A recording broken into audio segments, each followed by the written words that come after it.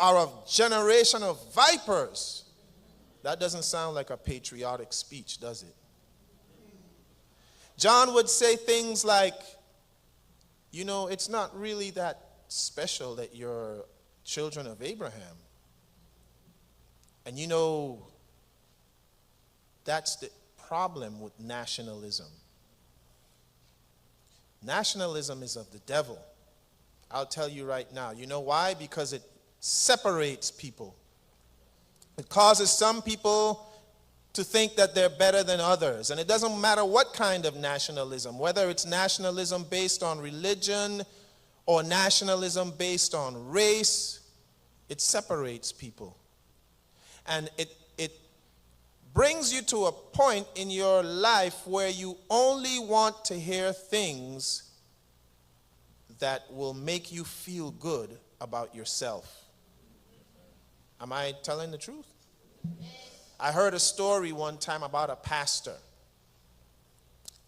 He was a new pastor. He came to this church and he preached a sermon about the evils of alcohol.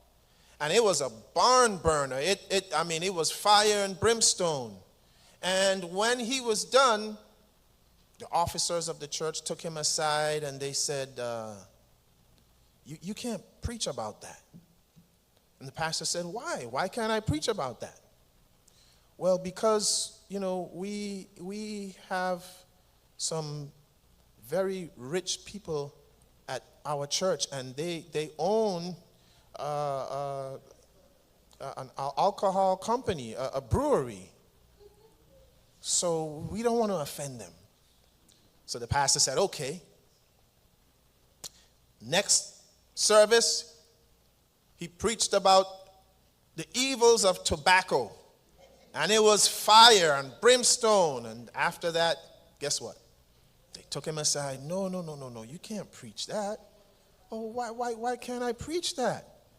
Well, because we have the owner of the most productive tobacco farm, and he gives a lot to our church. So you can't preach that. So then the pastor said, well, what can I preach about then? Preach about witchcraft. The witchcraft people, they live, you know, hundreds of miles away. That's what nationalism does. And like I say, don't matter what kind of nationalism, whether it's Christian nationalism or Jewish nationalism